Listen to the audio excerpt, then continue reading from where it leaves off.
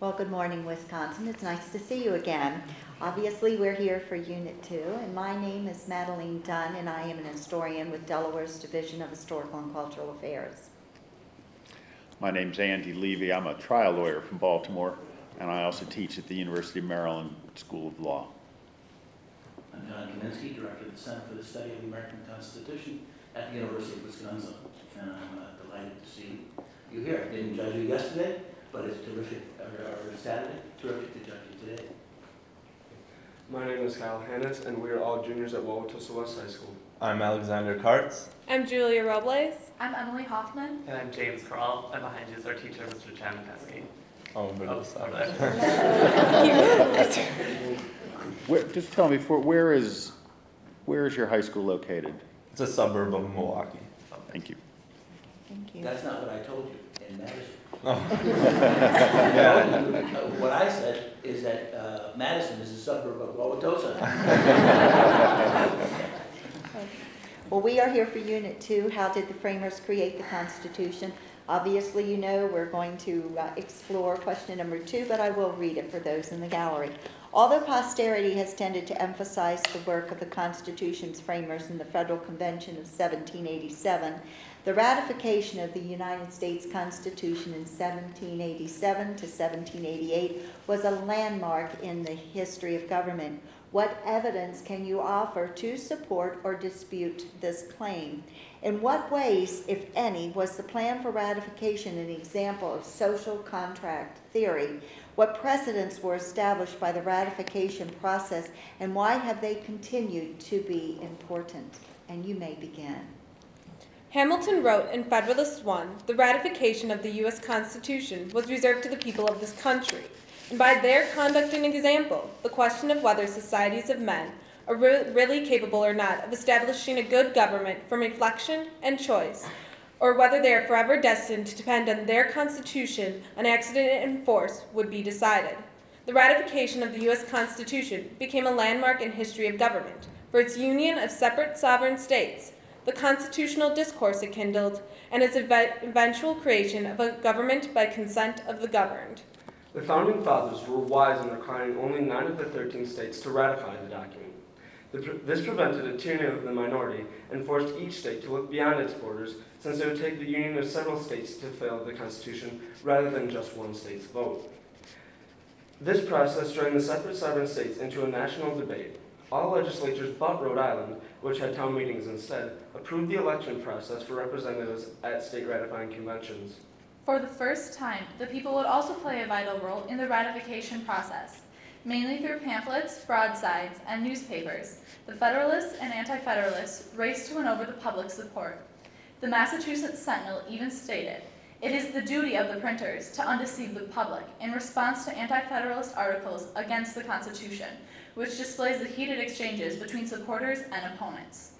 A man wrote to the Carlisle Gazette, "He procures all the newspapers he possibly can to increase his intelligence respecting the new Constitution." The discussion over the Constitution was unavoidable, as the American people were immersed in constitutional discourse, from campaigning debates in the streets, taverns, and coffee houses. In this way, the ratification process set the precedent for political parties. Though not organized as parties are today, the Federalists and Anti-Federalists established the basic principles behind these parties and how a nation can engage in debate over whether to keep the status quo or to change it. The ratification process was an example of an express social contract due to it being sent for the people for approval. The Federal Gazette of Philadelphia encouraged all to vote for their state's delegates and to compel their neighbors to do so as well, illustrating the people's involvement in the ratification process. The ratification conventions and suggestions of amendments exemplified how the people were able to compromise with the government to secure their rights, consistent with John Locke's social contract theory. In addition, those states that did not ratify the Constitution would not be forced to abide by it or join the Union. Thus, each state, in representing its people, freely consented to the government before it could be set into place. For these reasons, the ratification process set the precedent for constitutions to be put before the people for their approval, in the U.S. and abroad. This can be seen in new states joining the Union, such as Hawaii, Wyoming, and Kansas. The first constitution of our state of Wisconsin was even rejected by voters, forcing a second convention to produce a less controversial one, ultimately approved by the people.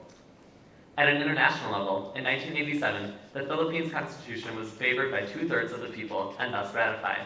In 1999, the Swiss Federal Constitution was wholly revised and therefore voted upon by the people in a national referendum. The influence of the U.S. ratification process has reached far throughout the past 200 years. As a landmark in history, the ratification process proved that the people of a nation can establish a government through reflection and choice. The ratification process gave Americans the chance to engage in constitutional discourse, allowing the very essence of government to be debated. As President George Washington said in his farewell address, "This government, the offspring of our own choice, uninfluenced, adopted upon full investigation and mature deliberation, has a just claim to your confidence and your support." This concludes our statement. We are ready for your questions. Why do you think that the framers sent the Constitution to the states with neither an endorsement nor a commendation? Was this a wise decision? Why or why not? I believe it was a political decision in the sense that they did not want to either advertise or say that, yes, we really want this new constitution, yet at the same time they didn't want to condemn it by saying by them not establish or sending it to the state legislatures, that would be sort of them nullifying it right away. And also it sort of gave it some credibility in a sense, because it allowed for the conventions to deliberate the actual contents of the Constitution. And I think if they set too much things in place, like Rufus Keene argued at the Philadelphia Convention that if they made them send it to the state legislators probably wouldn't have ratified it. Most of them were bicameral, and so it would have took really long. And the new Constitution was taking a lot of their powers. They had a lot more power under the Articles of Confederation, so they probably wouldn't have ratified it. John? What role did slavery play in the ratification process? Well, the framers decided to keep slavery in the Constitution, although the word slavery is not expressly stated in the document. However, they kept the slave trade clause and the fugitive slave clause in the Constitution to please the southern states, which would ensure them ratifying the Constitution.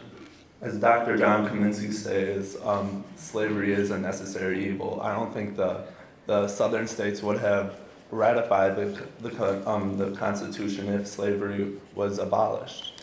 Yet at the same time, at the New Hampshire State Ratification Convention, one delegate was so upset with the slave trade clause that he said he would not ratify the Constitution because of it, because it allowed slavery he said he wouldn't ratify it if it even allowed slavery for a day, and that it was a violation of God and humanity.